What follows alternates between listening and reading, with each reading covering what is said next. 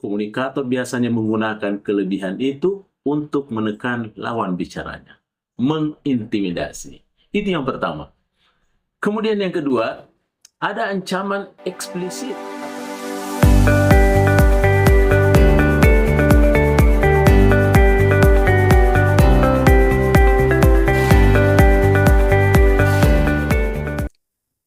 Bismillahirrahmanirrahim. Assalamualaikum warahmatullahi wabarakatuh.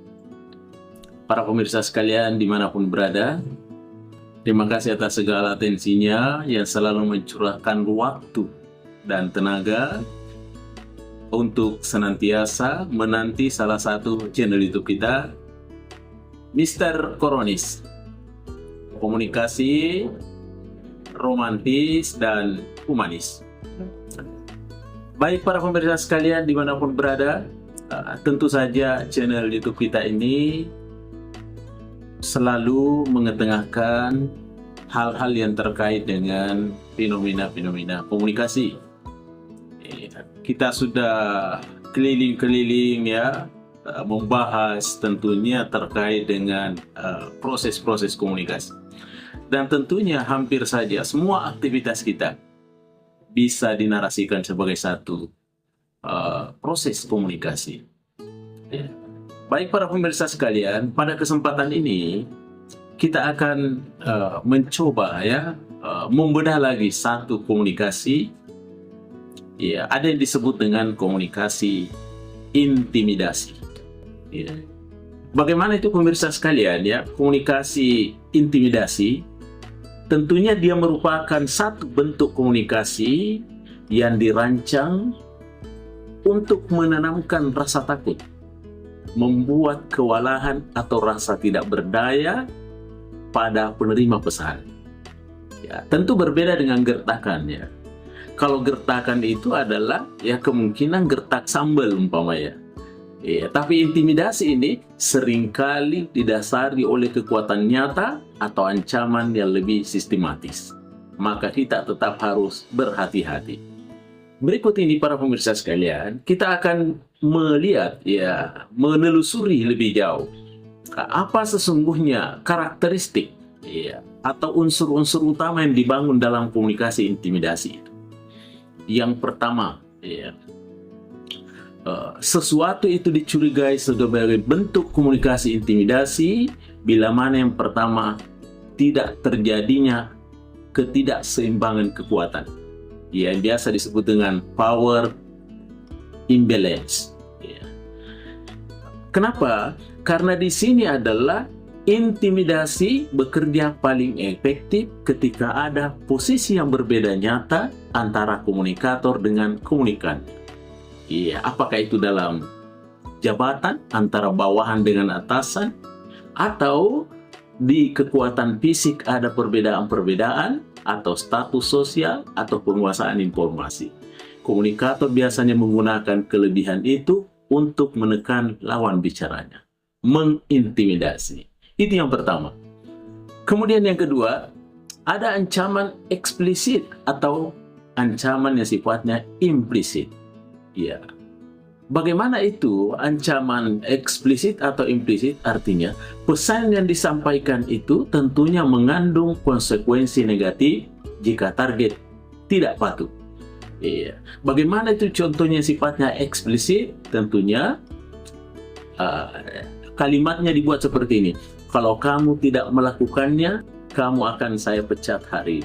Itu secara eksplisit contohnya. Itu bentuk intimidasi, ada ancaman. Kemudian ada yang bentuk sifatnya implisit. Bagaimana itu implisit? Dia katakan bahwa, ingat ya, saya kenal baik dengan pemilik perusahaan ini. Kamu tahu sendiri kan apa artinya? Ya, itu artinya ancaman yang sifatnya implisit. Ya. Itu yang kedua. Kemudian yang ketiga para pemirsa sekalian. Bagaimana karakteristik itu komunikasi intimidasi? Yang ketiga itu ada invasi ruang pribadi. Ya, bagaimana itu invasi ruang pribadi adalah ada unsur non-verbal yang sangat kuat dalam intimidasi. Ini tentunya melibatkan pelanggaran batas fisik untuk membuat orang lain merasa terdesak. Ya, Bagaimana contohnya? Kadangkala berdiri terlalu dekat, mencondongkan badan ke arah wajah target. Itu bagian dari intimidasi. Menghalangi jalan keluar, menutup pintu, dan lain sebagainya.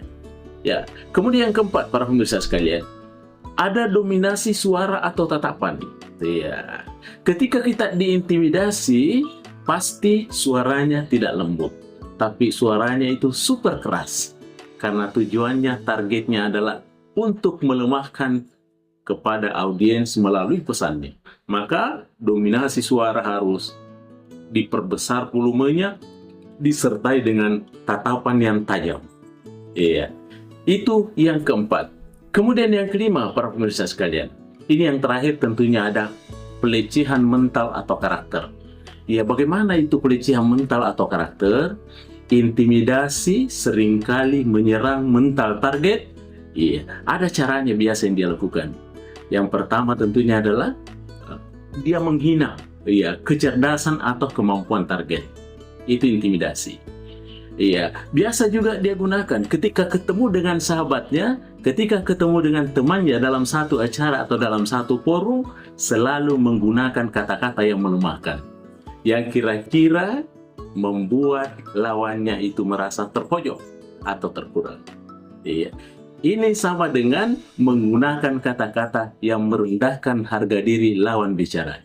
Kadang-kala itu kita tidak sadari bahwa itu adalah bagian dari intimidasi. Kadangkala kita tidak memahami psikologi seseorang. Hadir di suatu acara, hadir di suatu tempat dengan memberikan narasi-narasi yang melemahkan. Yang memberikan suara-suara yang melemahkan itu bukan orang lain, tapi kadangkala sahabat-sahabat kita. Iya, dia kadangkala membuat narasi-narasi yang memojokkan, yang merupakan kekurangan-kekurangan kita. Padahal dia sendiri tidak merasa bahwa justru kelemahannya lebih banyak daripada itu. Makanya inilah yang biasa disebut dengan senang melihat susah. Iya, senang melihat susah atau senang melihat salah. Iya, padahal itu adalah kerabat kita. Kira-kira itulah yang merupakan bentuk intimidasi. Makanya tentunya kita tetap bagaimana belajar berkomunikasi sehingga dengan demikian komunikasi intimidasi itu jangan sampai terlontar melalui kita. Kalau orang yang lakukan itu adalah urusannya, tetapi jangan sampai kita yang melakukannya, terutama terhadap bawahan kita, saudara-saudara kita, apalagi sahabat-sahabat terdekat kita. Saya kira demikian para pemirsa sekalian, ini yang sempat saya kemukakan. Terima kasih atas segala atensinya. Assalamualaikum warahmatullahi wabarakatuh. Mr. Koronis. Mr. Koronis.